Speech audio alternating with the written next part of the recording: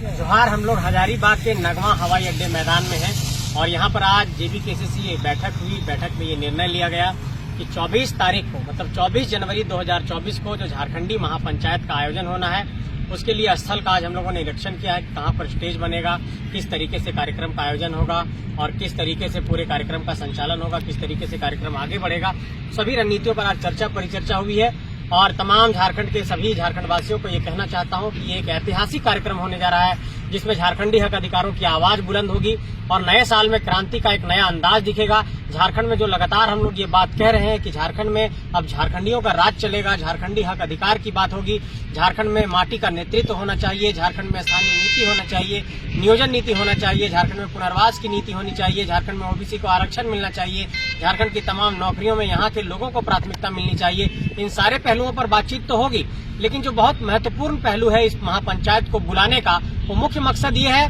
कि लगातार जब हम लोगों ने बलियापुर के अधिवेशन में ये कहा था कि हम लोग चुनावी राजनीति में कदम रख रहे हैं, उसके बाद नए साल में आचार संहिता लगने से ठीक पहले, लोकसभा चुनाव से ठीक पहले JBKCC का आप कह सकते हैं कि एक बदलाव का नया शंखनाद होगा और इस शंखनाद में इस बात का ऐलान होगा कि चुनावी राजनीति में JBKCC बहुत ही मजबूती के साथ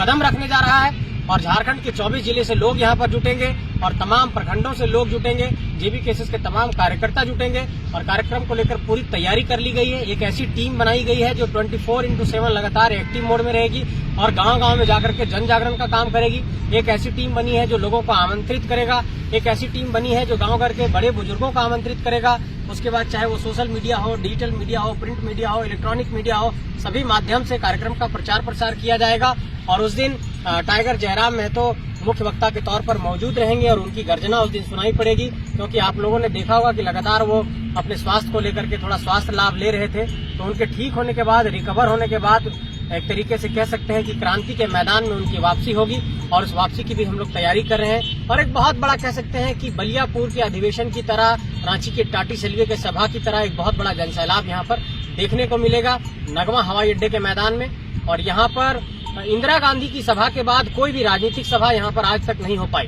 यहाँ पर किसी भी राजनीतिक दल ने ये हिमाकत नहीं की है कि यहाँ पर कोई सभा करे। हालांकि कई बड़े नेता यहाँ पर उतरे, कई लोगों का हेलीकॉप्टर यहाँ पर उतरा, लेकिन कोई बड़ी सभा आज तक नहीं हुई। JBKCC ने ये बीड़ा उठाया है कि झारखंडी हक अधिकारों की आवाज नगवा हवाई अड्डे के मैदान से गूंजेगी और इसके लिए हम लोगों ने कमर कस लिया है। गांव-गांव तक हम लोग तैयारी करना प्रारंभ कर दिए हैं। यही पूरे इस कार्यक्रम का मूल मकसद है। जोहार।